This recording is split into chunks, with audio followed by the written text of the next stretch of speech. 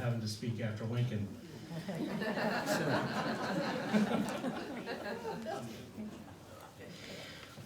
First of all, I'd like to thank everybody that helped put this on. Really, there's so many people, and if I tried to mention anybody, I know that I would leave somebody out. So just putting it out there, thank you to all those who helped make this happen. I know it was a team effort. So distinguished guests, fellow veterans, family, welcome. First, I'd like to thank the Homeville Museum Board on allowing me to speak to you tonight. When Homeville started planning this, I actually volunteered. I know. First rule of service is don't volunteer for anything. However, there were some things that had been weighing on my mind, and this was the perfect opportunity and venue to share them. Second, during my time in the Army, which I'm sure is true across all branches, is that during ceremonies, we generally remember two types. The ones with long speeches and the ones with short speeches. The former were usually met with disdain, as we were usually standing in formation, the weather usually too hot or too cold, or raining, or if you were at Fort Drum, all of the above in the same ceremony. So the shorter ones always with gratitude. Although we're sitting inside today, I'll endeavor to keep this concise. When I asked to do this, I had a fairly straightforward view of what I wanted to say. As I wrote down my thoughts, drafted, redrafted, edited, expanded, I realized that this topic could easily be a doctoral thesis unto itself if it isn't one already somewhere else. So I scaled it back to my original intentions with the understanding that this is not all-encompassing. This is strictly my thoughts, opinions, and experiences, and that as many people are sitting here today, everybody has a different history. My past is much different than everyone else's, and frankly, it's better because of it. Our common denominator is that we signed on the dotted line and raised our right hand. This past year in particular, I realized that time is a fickle thing. We don't know how much or little we actually have left, any of us. According to the Pew Research Center, 16.1 million Americans who served during World War II, only 119,000 are still alive, with 131 dying daily. Of the 6.8 million who served in Korea, approximately 767,000.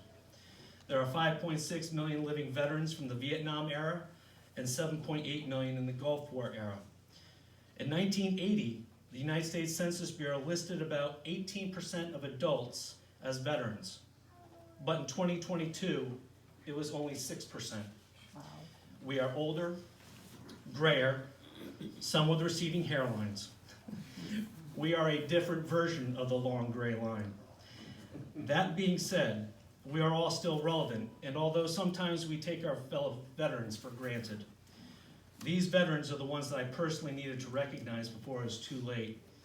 For those not here tonight, you will be their witness and their proxy. Some may ask, as veterans, are we truly relevant? Yes, we remain relevant, if not crucial to the security of our country. Although we are no longer the tip of the spear or on the front lines, we have the experience and knowledge of those that have stood the watch. We uniquely understand what our current soldiers, sailors, Marines, airmen, and guardians are going through. The training and equipment has changed, but the time away from families, whether deployed or on exercises, remains the same. We, the veterans, watch out for our current service members at home while they're away. We advocate in government to ensure they are taken care of. We are a service member's bastion of support. We are also the ones setting the example for the next generation who will defend our nation. Most communities live nowhere close to a military post. National Guard armories continue to downsize and consolidate so that many people's only exposure to the military is either through what they see on TV, the internet, or events like these, or ones put on by veterans. American Legion Boys and Girls State is a great example. Most people's interactions with the military come through veterans like ourselves. But what inspires people to serve? Well, growing up, both of my grandfathers and the two great uncles fought in World War II. One great uncle was recalled for Korea as a chaplain. One uncle served in Germany during the Cold War, while another one was just cold as he served in the territory of Alaska. My father was stationed in Okinawa. To say that I was inspired to military service through my family would be an understatement, but not the whole story. Seeing the camaraderie and kinship of veterans while I was growing up, during Memorial Day parades, Veterans Day parades, Firemen's Day parades, and other community events, played no less a part for me and many of my generation. These days, there are less veterans around, and our presence is important to dispel some of the myths that get ramped up in a hyper-energized media. Not everyone who is homeless is a veteran. Not everyone has PTSD, and those of us who do, it's not the type depicted on TV. Not all of us are heroes. We did our job with integrity and professionalism. Sometimes we were just grateful to survive. Our country called, we answered. Perhaps we do hold ourselves to a higher standard, our tolerance for BS a little lower, and perhaps our response is a little gruffer, and we have a higher appreciation for certain things that many others take for granted. And that's not a bad thing. With fewer veterans, how do we inspire and influence? Partly we do so by sharing our stories and knowing our audience.